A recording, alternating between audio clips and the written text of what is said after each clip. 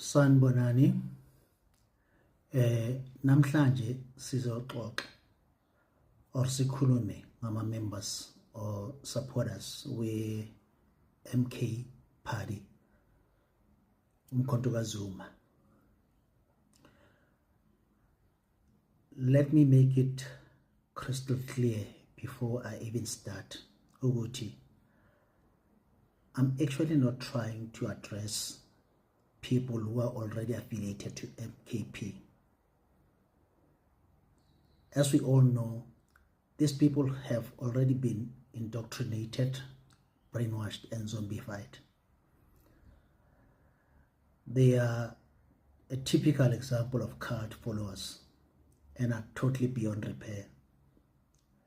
Nothing anyone can do or say will ever change their minds about the organization. The more one tries to wake them up, the more stubborn they get. So all I'm doing here is sharing my views and honest opinions with like-minded and mentally sound people, and dissuade those who are still confused and contemplating on joining this crazy cult movement. To say Zuma's followers are a rare species, it's an understatement. There is no single term or phrase that can be used to properly describe these people.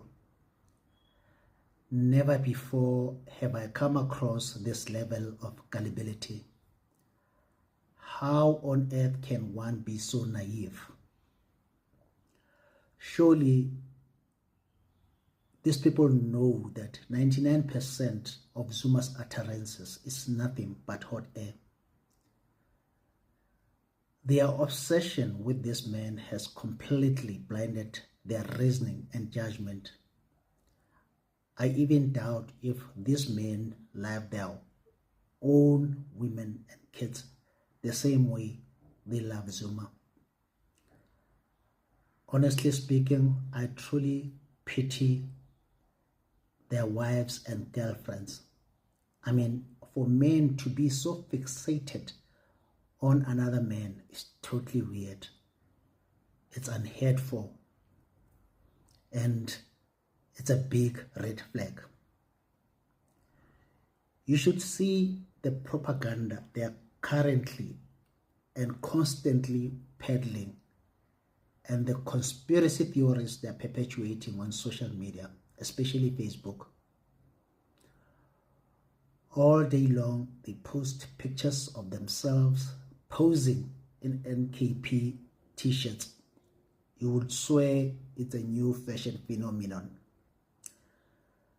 It's true that common sense is not common to everyone. Individuals with this level of stupidity shouldn't be allowed to procreate unless we want our country to end up with an entire generation of imbeciles and retards. How can one believe that Zuma sincerely wants to unite all black organizations and people under one umbrella? This is the same man who single-handedly destroyed the organization he was entrusted with. The same man who literally divided the once mighty and solid ANC, leaving it totally fragmented and unrecognizable. He ruined the same country he was entrusted with by collapsing all state-owned enterprises and even outsourcing his presidency to the Gupta family. This is the same man who looted dry the coffers of the state he was designated to lead and left it almost bankrupt.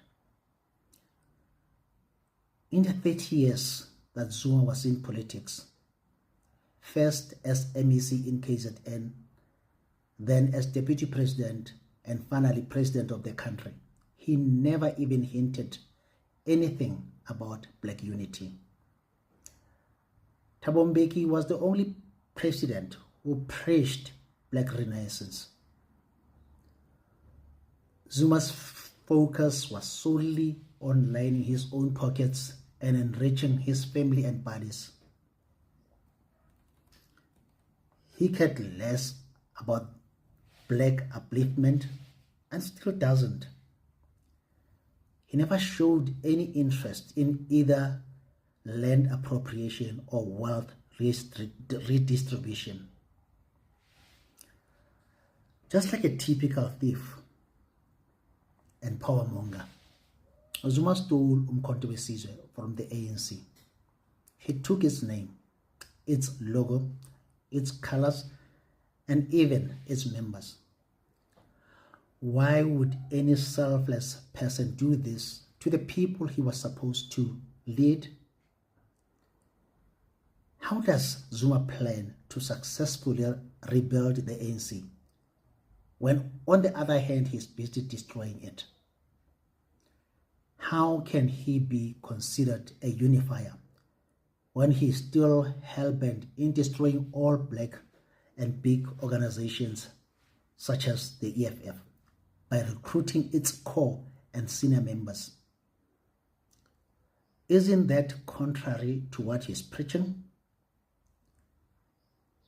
As we speak, he is unashamedly fighting with his dear life to remain an ANC member, and has publicly admitted that he just wants to destroy it from the inside and eventually take it over. Isn't that evil? Is it even realistic for Zuma to unite all black organizations when he can't even unite his own party?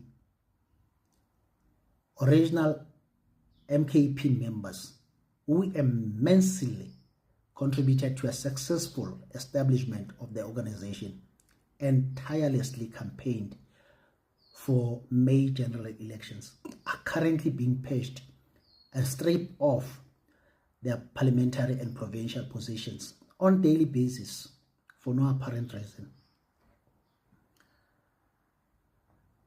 They are being replaced with Zuma's partners in crime, who are also his co-accused in the state capture. And all these dodgy characters were directly associated with the Guptas. It is quite obvious that these serial offenders are materially benefiting from all this madness, while for some it's just another shortcut to parliament. The big question remains: what exactly is MKP? Is it a political party or just another mafia? For an almost 100-year-old man to even imagine that he can achieve these unrealistic goals confirms his delusional mental state. Unless the poor man is being used as a pawn by those very close to him. Zuma is an epitome of self-centered individual who would burn down his own village just to rule over the ashes. Nothing is more important to him than political power. Everything he does is about him and his family, and always has been. The fact that all the intellectuals, professional, astute politicians, and wealthy men in his party are not questioning his motives is also baffling. He literally does as he wishes, and no one dares to stand up to him. It's either these men are plain ignorant, scared to death of him, or they also have ulterior motives. So, wake up, black people. You are on your own. Don't be susceptible to lies told by prophets of doom in the name of blackness or black unity.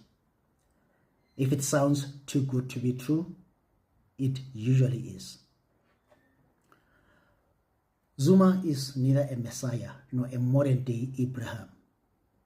He's just a selfish old man consumed by revenge and hatred, and would do anything to cling to political power. He has no interest in the country's future, let alone black unity. His political history speaks for itself. Those who disagreed with him or tried to stand up to him when MK was still in exile either died or mysteriously disappeared. His hatred for Ramaphosa started when Ramaphosa beat him in the race for the ANC's SG position. He hated Thabo Mbeki purely because Thabo was Mandela's favorite and heir apparent. That simply shows how vindictive the man is. The mere fact that Chris Hani was more popular and powerful than him makes one wonder if he even liked him at all, like he's pretending to be concerned about his assassination. Thank you very much. See you in the next episode. Like I always close up my discussions, that please let's discuss maturely and respectfully. Don't even try to insult me. Don't even try to personally attack me, because I will hit back, and mercilessly so. Peace.